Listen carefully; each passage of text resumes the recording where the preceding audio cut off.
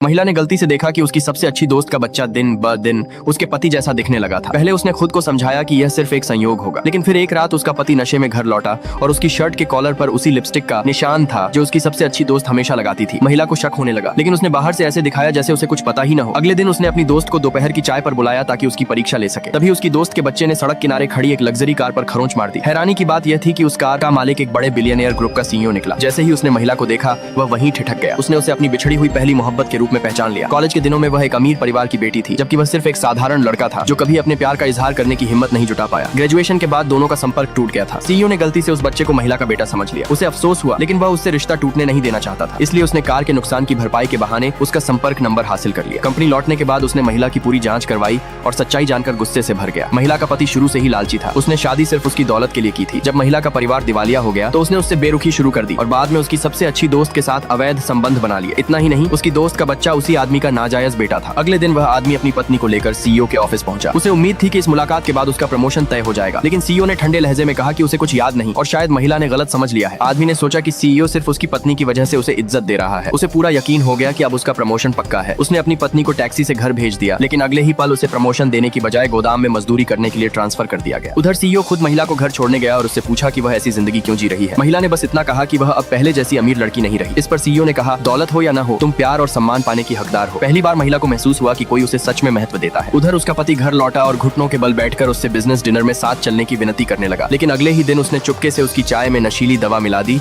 और अनजान पत्नी को वह चाय पिला दी। फिर उसने जानबूझकर सीईओ को वहां बुला लिया। उसे लगा कि अब उसका प्रमोशन पक्का हो जाएगा, लेकिन उसे नहीं पता था कि उसकी पत्नी पर उसके ही एक सहकर्मी ने हमला करने की कोशिश की। ठीक आखिरी पल में सीईओ वहां पहुंच गया और उसने महिला को बचा लिया। नशीली दवा के असर में महिला ने सीईओ को चूम लिया। फिर भी सीईओ ने खुद पर काबू रखा, उसे अस्पताल पहुंचाया और पूरी रात उसके पास बैठा रहा। जब महिला को होश आया तो उसने सीईओ से कहा कि जो कुछ हुआ उसे किसी से न बताए, लेकिन सीईओ अब अपने जज्बात छिपा नहीं पाया। उसने पूछा कि वह ऐसे आदमी के साथ अब भी क्यों रह रही है और अपने प्यार का इजहार कर दिया। महिला ने खुद को उसके लायक नहीं समझा। उसने उसका प्रस्ताव ठुकरा दिया और वहां से चली गई। लेकिन जब वह घर पहुंची तो देखा कि उसकी सबसे अच्छी दोस्त ने उसके घर पर ही कब्जा कर लिया है। तभी उसने उस बच्चे को उस आदमी को पापा कहते हुए सुना। अब पूरी सच्चाई उसके सामने आ चुकी थी। उसने तुरंत अपने पति से पूछा कि उसने उसके साथ ऐसा क्यों किया। आदमी ने बिना शर्म के कबूल कर लिया कि उसने यह सब सिर्फ पैसे के लिए किया था। फिर उसने महिला को घसीटकर एक कमरे में बंद कर दिया। पूरी तरह निराश हो चुकी महिला को तभी सीईओ का दिया हुआ नंबर याद आया। आखिरकार उसने कांपते हाथों से उसे मदद के लिए फोन कर दिया।